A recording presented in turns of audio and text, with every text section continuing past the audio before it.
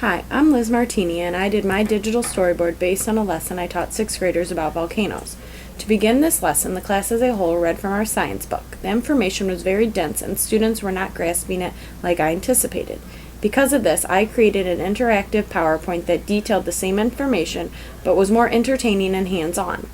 After the PowerPoint lesson, the students watched a documentary on volcanoes and famous eruptions in history. The students were allowed to sit on the floor and eat snacks to create a more relaxed environment. The day after the movie, the students worked in groups to create a diagram of famous eruptions detailing the parts of the volcano and destruction.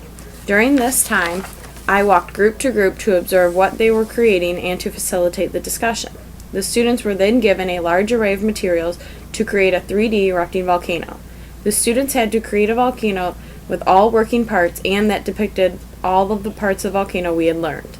Each student was given the opportunity to erupt the volcano, while the residents of the volcano prepared for disaster. After our experiments, we took a trip to the Ann Arbor Museum of Natural History and were allowed to see artifacts from volcano eruptions. Upon completing the volcano unit, students created an assessment. Each student submitted 5 questions for the assessment, and I chose those that were appropriate. The students and I then celebrated the end of the unit and our survival from the volcanoes with a luau.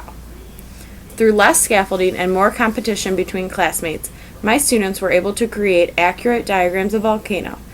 They then possessed the ability to turn that diagram into a 3D model that portrayed the same information. By having my students create the assessment for the class, I was able to judge what they thought was important and the information that they were familiar and unfamiliar with. By becoming the facilitator, I allowed my students to become their own teacher.